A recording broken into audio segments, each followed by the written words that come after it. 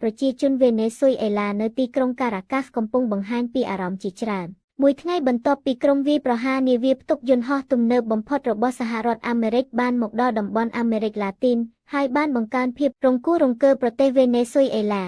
កងទ័ពជើងទឹកអាមេរិកនិយាយថាក្រុមវាយប្រហារនាវាផ្ទុកយន្តហោះ USS Gerald R. Ford និងគាំទ្រនាវាចម្បាំងផ្សេងទៀតដែលបានធ្វើការវាយប្រហារដ៏សាហាវលើនាវាដែលសង្ស័យថាជួញដូរគ្រឿងញៀននៅក្នុងតំបន់ការ៉ាកាសក្នុងរយៈពេល2ខែកន្លងមកនេះទោះបីជាទីក្រុងវ៉ាស៊ីនតោនទទូចថាការកសាងយោធាមានគោលបំណងរំខានដល់លំហូរគ្រឿងញៀនទៅកាន់សហរដ្ឋអាមេរិកក៏ដោយទីក្រុងការ៉ាកាសជឿជាក់ថាសហរដ្ឋអាមេរិកពិតជាកំពុងព្យាយាមបង្ខំឲ្យមានការផ្លាស់ប្ដូររបបហើយមន្ត្រីអាមេរិកមួយចំនួនបានទទួលស្គាល់ជាឯកជនថាយុទ្ធសាស្ត្ររបស់ពួកគេមានគោលបំណងដកប្រធានាធិបតីនិកូឡាសម៉ាឌូរ៉ូចេញពីតំណែងពលរដ្ឋវេណេស៊ុយអេឡាមួយចំនួននៅក្នុងសង្កាត់ការិយាល័យ El Rosal នៃទីក្រុងការ៉ាកាសដែលនិយាយថាសហរដ្ឋអាមេរិកគួរតែនៅឲ្យឆ្ងាយពីកិច្ចការរបស់ប្រទេសដទៃទៀតលោកស្រីណូមឡូហ្សាដាដែលជាស្ត្រីមេផ្ទះម្នាក់បាននិយាយថាគឺវាហាក់ដូចជាសហរដ្ឋអាមេរិកមិនគួរជ្រៀតជ្រែកតាមរបៀបនោះទេខ្ញុំគិតថាវាជាការរំលោភបំពានលោកយ៉ូស្រមជាអ្នកលក់ដូរម្នាក់បាននិយាយថា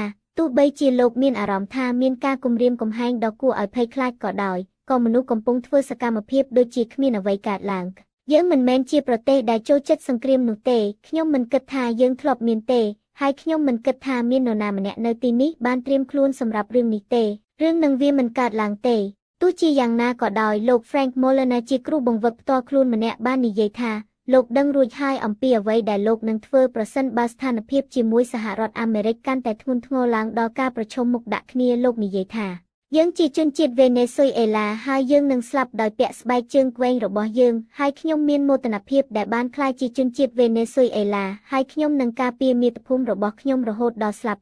របាយការណ៍ពី CNN ថ្ងៃទី12 វិច្ឆិកា 2025